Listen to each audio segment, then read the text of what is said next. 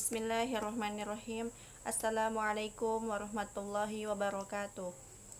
Innal hamdalillah nahmaduhu wa nasta'inuhu wa nastaghfiruh wa na'udzu billahi min shururi anfusina wa min sayyiati a'malina may yahdihillahu fala mudhillalah wa may yudlilhu fala hadiyalah. Asyhadu an la ilaha illallah wa asyhadu anna Muhammadan abduhu wa rasuluh. Amma ba'd. Ana Utsman radhiyallahu anhu anin Nabi sallallahu alaihi wasallam qala khairukum man ta'allama al-Qur'ana wa 'allamahu, rawahul Bukhari. Alhamdulillah, pada kesempatan kali ini saya selaku mahasiswa STAI akan memaparkan materi metodologi pengajaran Al-Qur'an, yaitu di mana ini adalah tugas dari mata kuliah metodologi pengajaran Al-Qur'an. Nah, sebagaimana telah hadis yang saya bacakan tadi dari Utsman, yang artinya sebaik-baik kalian adalah yang belajar Al-Qur'an dan yang mengajarkannya. Nah, maka dari hadis itu kita akan sama-sama belajar. Nah, di sini saya akan membahas tentang alif ziyadah, istilah-istilah dalam Al-Qur'an, saktah, ismam, imalah, tashil, dan naql. Langsung saja kita masuk ke bagian alif ziyadah. Nah, di sini ada beberapa ayat yang mengandung bacaan alif ziyadah. Yang pertama terdapat dalam Quran surah Az-Zumar ayat 53. Sama-sama kita baca.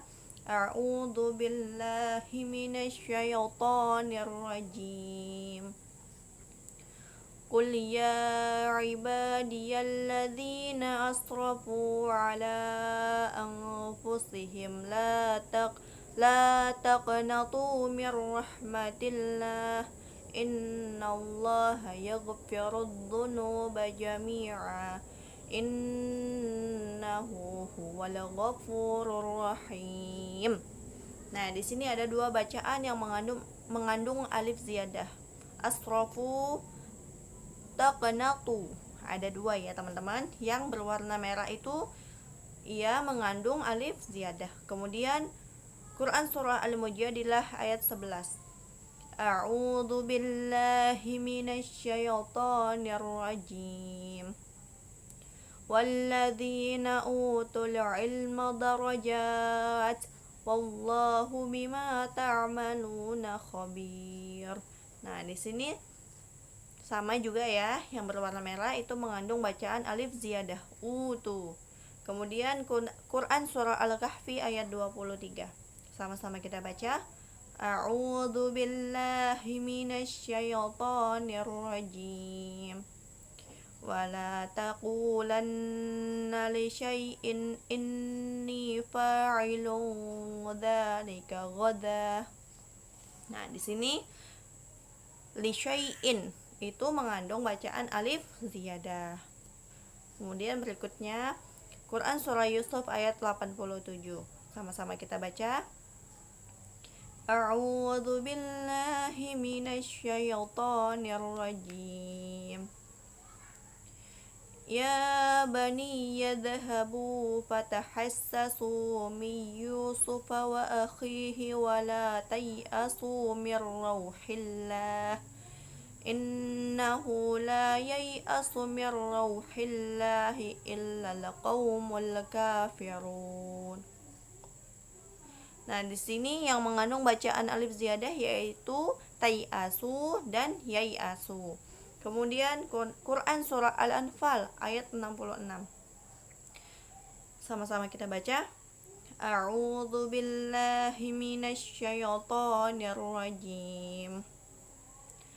Al-ana khaffafallahu ankum wa 'alima anna fiikum dha'fa wa iyyakum minkum mi'atun wasabiratun yaghlibu mi'atayn wa iyyakum minkum alfun yaghlibu alfaini biidznillah wallahu ma'as sabirin. Di sini yang mengandung bacaan alif ziyadah yaitu mi'atun dan mi'ataini. Kemudian Lanjut ke penjelasan berikutnya. Nah, di sini ada istilah-istilah ayat gharibah dalam Al-Qur'an. Di antaranya ialah saktah. Nah, saktah adalah berhenti sejenak tanpa bernafas. Di dalam mushaf Timur Tengah, saktah ditandai dengan huruf sin. Nah, biasanya teman-teman kalau kita mendapati mushaf Timur itu ada huruf sin kecil di atas kalimat-kalimatnya. Saktah yaitu berhenti sejenak kira-kira 2 harokat tanpa bernafas. Seperti dalam Quran surah Al-Qiyamah ayat 27. A'udzu billahi minasyaitonir rajim. Wa qila man raq. Nih, berhenti tanpa bernafas. Man raq. Nah, kemudian dalam Quran surah Al-Mutaffifin ayat 14 kita baca sama-sama. A'udzu billahi minasyaitonir rajim.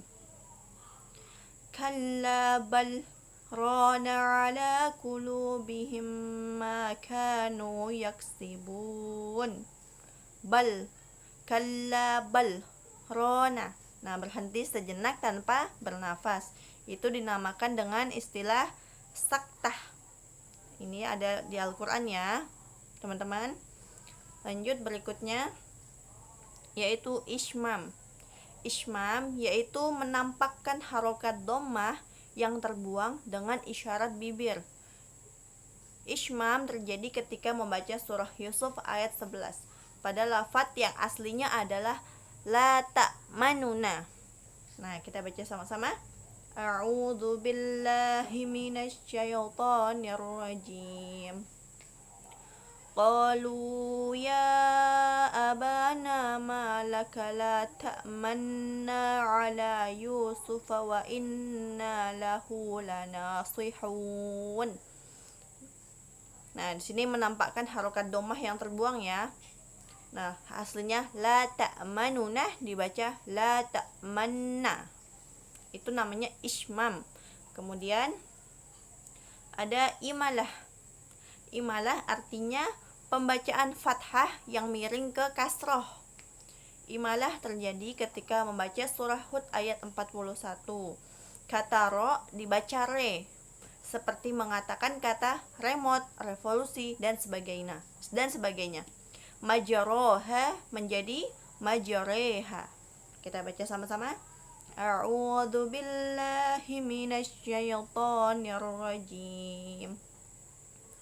Wa qala irkabu fiha bismillahi majreha wa mursaha inna rabbi laghafurur rahim.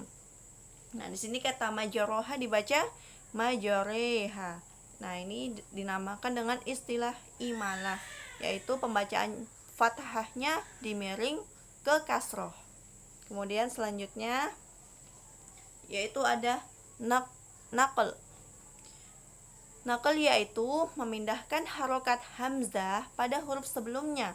Hal ini dikarenakan hamzahnya berupa hamzah wasol, yaitu yang terjadi pada Quran surah Al-Hujurat ayat 11. Nah, kata ayatnya berbunyi begini sebelumnya ya. Bi'sal ismul fusuqu ba'dal iman. Maka dibaca bi'sal ismul fusuqu ba'dal iman. Nah, ini dinamakan dengan istilah naql di dalam Al-Qur'an yang banyak teman-teman mungkin sudah pernah mendengar ya sebelumnya. Nah, kita sama-sama belajar ya, teman-teman. Nah, kemudian di sini ada tashhil. Tashhil artinya membaca hamzah yang kedua dengan suara yang ringan atau samar. Menurut kaidah ilmu qiraat, tashil ini disebut baina-baina atau miring. Artinya tashil dibaca antara suara alif dan suara hamzah. Terdapat di surah Fussilat yang berbunyi a'jamiyun wa arabiyyun. A'jamiyun.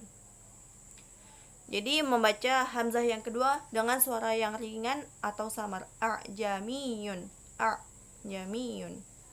Kemudian yang terakhir yaitu memaparkan hukum tajwid Quran surah Ali Imran ayat 2. Kita baca sama-sama dulu teman-teman. A'udzu billahi minasy syaithanir rajim. Allahu la ilaha illa huwal hayyul qayyum. Allahu, hukum tajwidnya adalah tafkhim, tebal, karena lafaz Allah didahului harokat fathah. Lai, yaitu mad jaiz munfasil, karena ada mad tabi'i menghadap alif pada kata yang lain. Al-hayyul, al-hayyul.